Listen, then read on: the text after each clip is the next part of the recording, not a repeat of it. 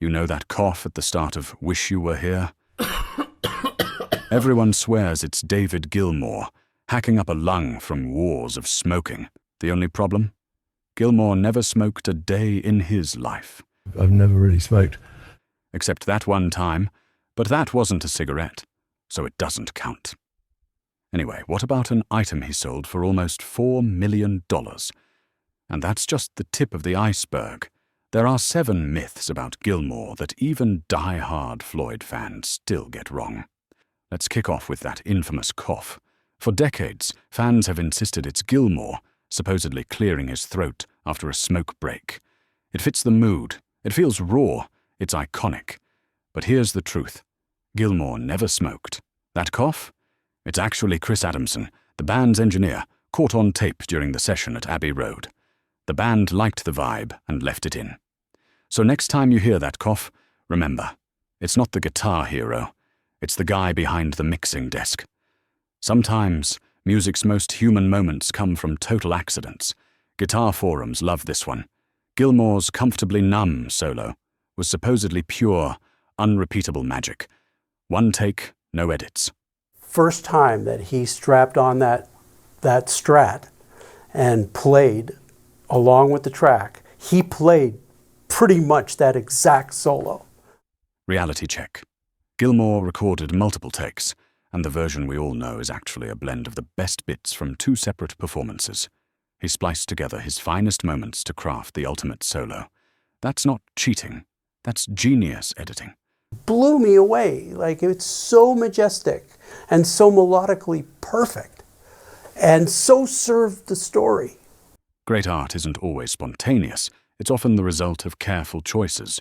One person expressing, the exquisite, sometimes painful glory of that moment of transcendence, There's this idea that Gilmour was always the calm, peaceful one, letting Roger Waters call all the shots, not even close. I don't spend my life thinking about Pink Floyd. Gilmour fought hard for his musical ideas. The most famous battle? Comfortably Numb. Waters wanted a stripped-down version. We had a quite serious disagreement about the recording of Comfortably Numb. Gilmour pushed for the lush, orchestrated sound we all love. The tension between them didn't break the band. It made their music legendary. We had made a rhythm track, and I loved it. Sometimes, creative conflict is exactly what a song needs. And he thought it wasn't precise enough rhythmically, and recut the drum track and there's something else, and said, there, that's better. And I listened to it and I went, no, it's not. I hate that. Most fans assume Roger Waters played all the bass on Pink Floyd records because, well, he was the bassist. But Gilmour actually played bass on several classics, including Money, Hey You, and parts of Pigs, 3 different ones. Sometimes he and Waters even doubled the parts for extra punch. In Pink Floyd, whoever served the song best got the gig. No ego, just results. Well, most of the time. The track that is on the record is, the first verse is from the version I liked, and the second verse is from the version he liked, and then there's a bit of chorus from my one and a bit of it. The legend says you need a vintage black Stratocaster, a wall of high-watt amps, and a pedal board that costs more than your first car to sound like David Gilmour. Gear forums are filled with endless debates about the right fuzz pedal, the exact delay settings, and whether you need a specific 1970s big muff to even get close. But the truth is way more interesting. And way more inspiring. Gilmour's most iconic tones didn't always come from rare or expensive gear. The solo on Comfortably Numb, for example, was recorded with a Yamaha SG 1000, not his famous Strat, and run through a Yamaha rotating speaker. The Money solo? That was a standard Stratocaster plugged into a modest Selmer amp, not some boutique rig. On stage, Gilmour has even used rental gear when his main setup failed, and still sounded unmistakably like himself. Here's where things get mind-blowing. Gilmour has repeatedly said that his tone is 80% in the fingers. In interviews, he's demonstrated playing the same lick on wildly different guitars and amps. No matter the setup, the sound is instantly recognizable as Gilmour. Why? It's his phrasing, his touch, and his restraint. He's a master of bending notes with emotion, using vibrato more like a violinist than a rock guitarist, and leaving space for the music to breathe. Watch Gilmour and you'll notice something else. He controls dynamics with surgical precision. He'll play so softly you strain to hear, then hit a soaring note that cuts through the stadium. That drama isn't from a pedal. It's from decades of understanding what a song needs, not just what gear can do. A final secret: Gilmour is obsessed with the details that have nothing to do with price tags. He'll swap out a guitar cable, adjust his picking angle, or reposition a mic until everything feels right. But he's also recorded legendary solos on borrowed gear, or even direct into the mixing desk with no effects at all. So the next time you see a $5,000 pedalboard Gilmour rig for sale, remember, the real magic is in the hands, the ears, and the heart, not just the hardware. There's a persistent rumor that David Gilmour, after replacing Syd Barrett in Pink Floyd, turned his back on his old friend as the band rocketed to fame.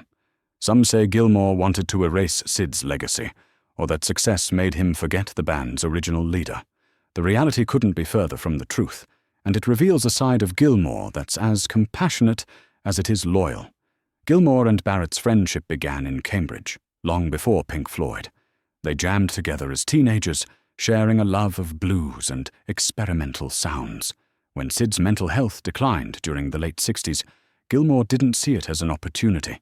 He saw it as a tragedy. He joined Pink Floyd not to replace Syd, but to help the band survive, and, in many ways, to protect his friend's legacy. After Syd left the band, Gilmour became one of his quietest supporters. When Barrett launched his solo career, Gilmour didn't just lend his name. He co-produced both of Syd's solo albums, The Madcap Laughs and Barrett. He played bass and guitar on the sessions, patiently working through Syd's unpredictable moods and fragmented songs. Sometimes, Syd would stop playing mid-take or forget his lyrics entirely.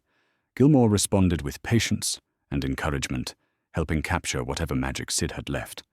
But Gilmour's loyalty went far beyond the studio.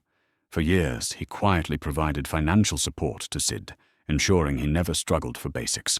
When Syd retreated from the world to live with his mother in Cambridge, Gilmour kept in touch, never for publicity, always out of friendship. He shielded Syd from press intrusion and never spoke publicly about his private acts of kindness. The Black Stratocaster is one of rock's most iconic instruments, but for years, rumors swirled that it vanished after Pink Floyd's legendary Wall tour.